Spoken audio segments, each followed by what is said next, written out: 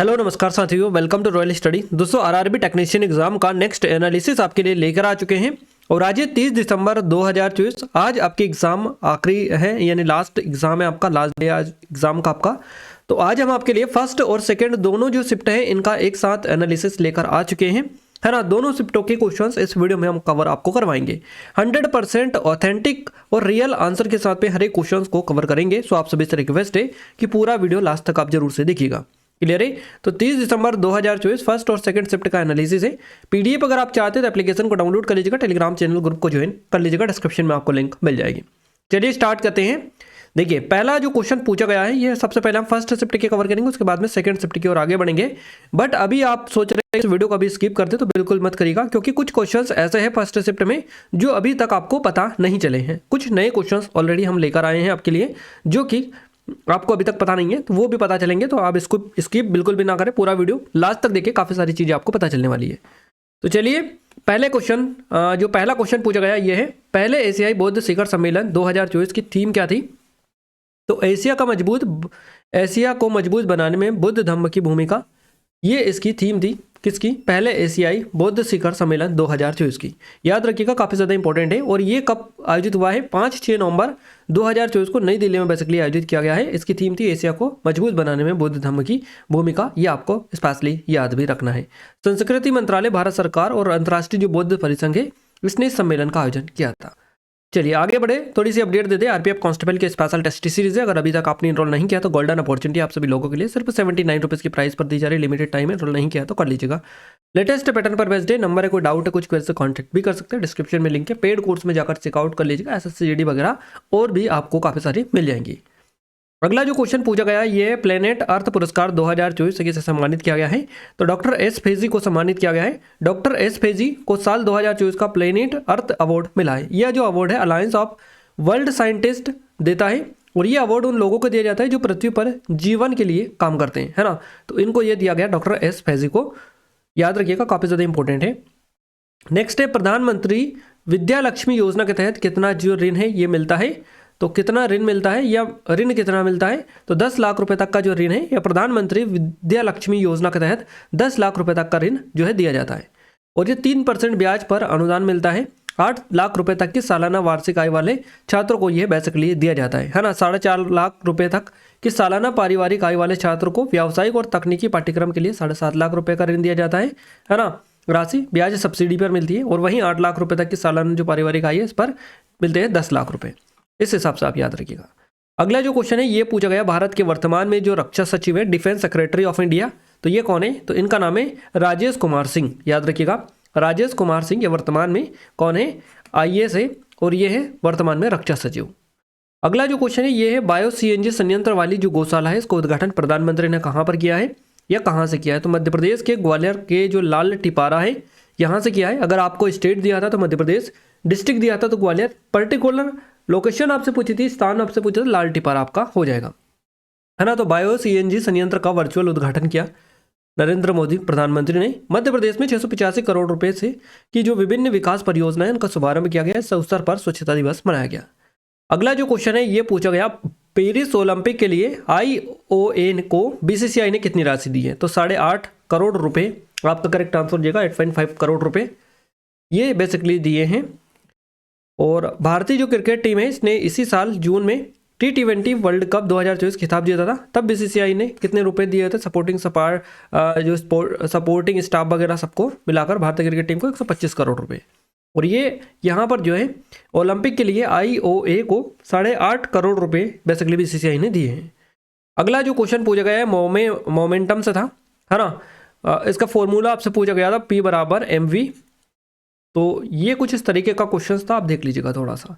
Next question है, ethanol को 443 kelvin पर शांत सल्फ्यूरिक अम्ल के साथ में गर्म करने पर क्या बनता है? तो एथीन बनता है। एथेनॉल को अगर जब जो है 443 केल्विन पर शांत सल्फ्यूरिक अम्ल के साथ में गर्म करने पर निर्जलीकरण होता है और यह एथीन बनता है। इस प्रक्रिया का रासायनिक जो समीकरण है ये है C2H5OH अभिक्रिया करके C2H4 + H2O। अगला क्वेश्चन पूछा गया, जिंक ऑक्साइड की अभिक्रिया से क्वेश्चन आपका बना था। तो जिंक ऑक्साइड गर्म करने पर कार्बन के साथ अभिक्रिया करके जिंक धातु और कार्बन मोनोऑक्साइड ये बेसिकली बनाता है। अगला क्वेश्चन है रासायनिक समीकरण Mg+O2 अभिक्रिया करके MgO बन रहा है, तो इसको संतुलित करने के बाद यह कैसा दिखता है, तो Mg देखिए ये जो बनता है फिर संतुलित करने के बाद में ये बनता है 2Mg+O2 अभिक्रिया करके 2MgO, ये आपका हो जाएगा इस तरह का। नेक्स्ट जो क्वेश्चन है ये है आपका Pb+CuCl2 अभिक्रिया करके PbCl2 है ना प्लस Cu, दी गई अभिक्रिया किस अभिक्रिया का एक उदाहरण है, तो ये विस्थापन अभिक्रिया का एक उदाहरण है, याद रखिएगा इंपॉर्टेंट है। इसके अलावा पोटेंशियल एनर्जी से आपका क्वेश्चन बना है, पोटेंशियल एनर्जी वाला आपका स्टेटमेंट बेस्ड क्वेश्चन था आपका एक। अगर किसी वस्तु को पृथ्वी से h ऊंचाई तक उठाया जाए तो वस्तु पर किया गया जो कार्य है ये क्या होता है, तो ये mgh होता है, mgh करेक्ट आंसर रहेगा।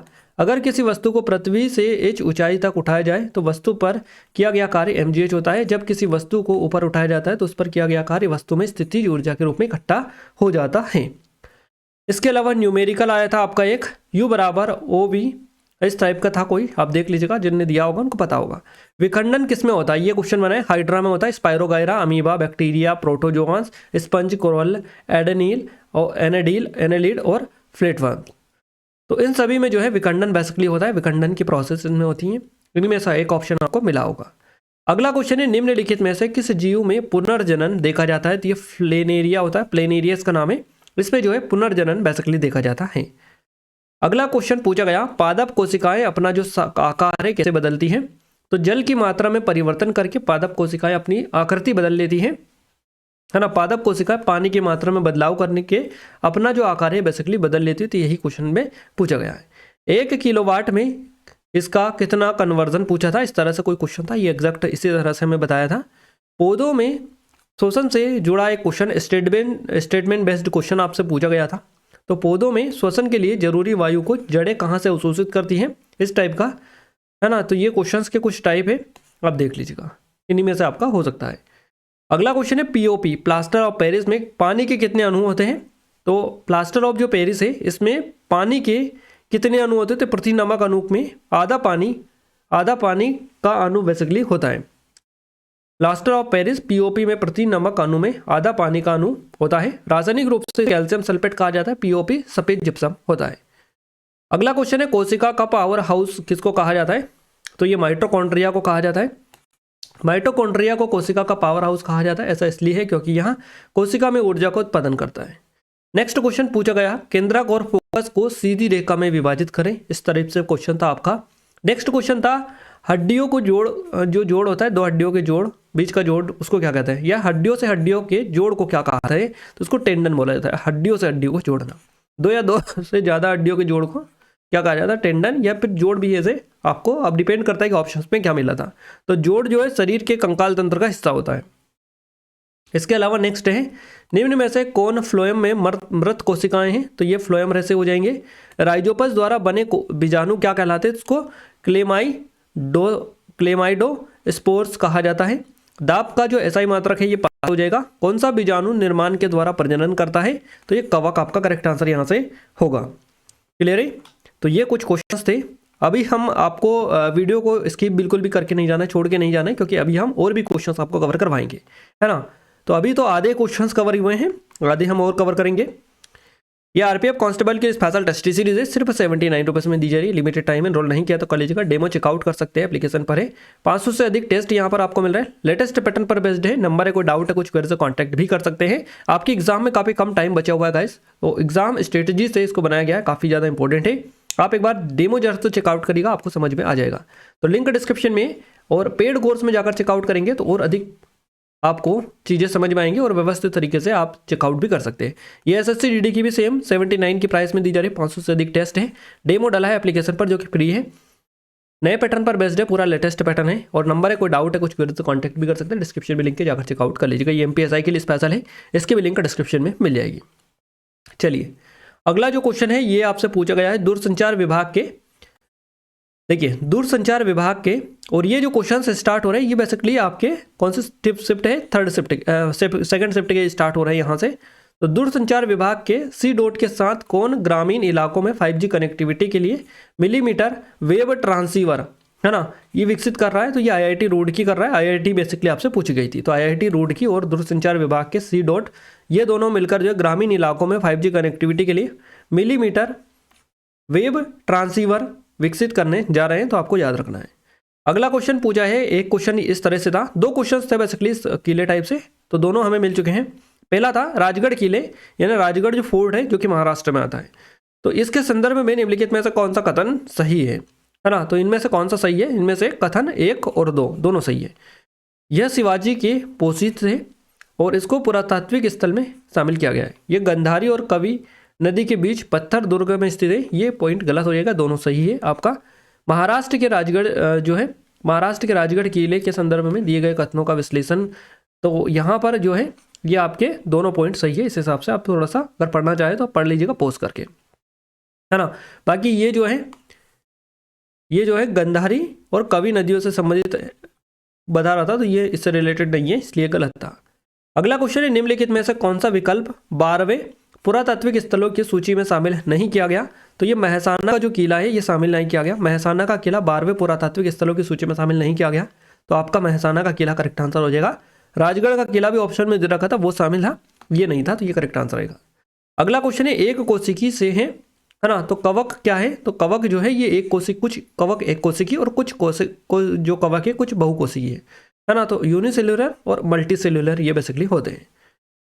अगले क्वेश्चन की ओर आगे बढ़ते हैं। नेक्स्ट क्वेश्चन है हमारा, केरल के बैकग्राउंड रेडिएशन को मापने और अध्ययन करने में किस संगठन की भूमिका है? तो भाभा एटॉमिक रिसर्च जो सेंटर है BARC, इसकी भूमिका है, आपको याद रखना है। केरल के बैकग्राउंड रेडिएशन को मापने और अध्ययन करने के लिए Bhabha atomic research centre BARC की मुख्य भूमिका है। अगला क्वेश्चन पूछा गया है, निम्नलिखित में से कौन सा वायरल STD है ना, STD है, तो ये कौन सा है STD, कौन सा है वायरल STD?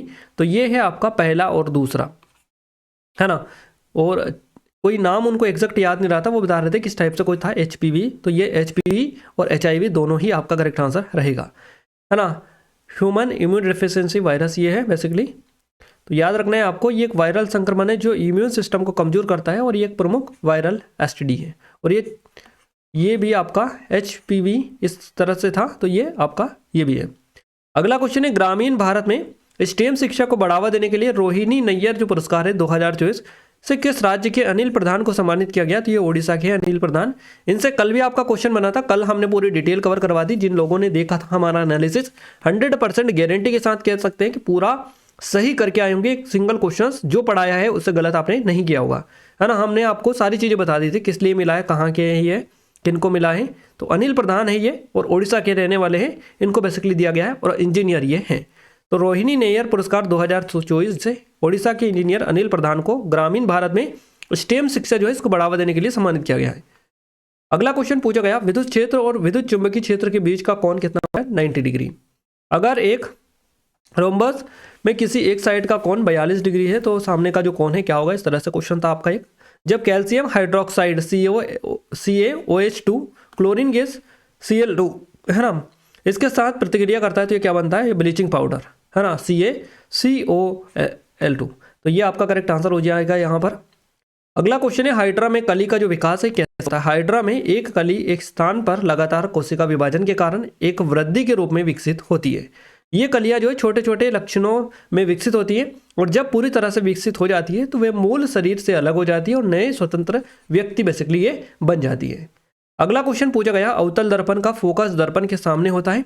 अवतल दर्पण का जो फोकस है दर्पण के सामने होता है, जबकि उत्तल दर्पण का कहाँ पर होता है? ये आपसे पूछा है फोकस, तो दर्पण के पीछे होता है। अवतल दर्पण का फोकस दर्पण के सामने होता है, उत्तल दर्पण का जो फोकस है दर्पण के पीछे होता है। तो अवतल दर्पण का फोकस दर्पण के सामने होता है, जबकि उत्तल दर्पण का जो फोकस है दर्पण के पीछे होता है। अवतल दर्पण को अभिसारी दर्पण कहा जाता है, जबकि उत्तल दर्पण को अपसारी दर्पण कहा जाता है। अवतल दर्पण का फोकस, यही क्वेश्चन था आपसे जो पूछा गया था, ऑलरेडी हमने बता दिया है आपको। एक क्वेश्चन कुछ इस तरीके से था, एक W = FS न्यूमेरिकल क्वेश्चन था आपका ये इस तरह का। नेक्स्ट क्वेश्चन है, NaOH है ना, H2O की प्रतिक्रिया के बाद कौन सा आयन बनता है? तो ये सोडियम हाइड्रोक्साइड और पानी की प्रतिक्रिया के बाद में NaOH एक बेस के रूप में कार्य करता है, और पानी में घुलने पर यहाँ जो है N+ सोडियम आयन और OH- हाइड्रोक्साइड आयन उत्पन्न करता है।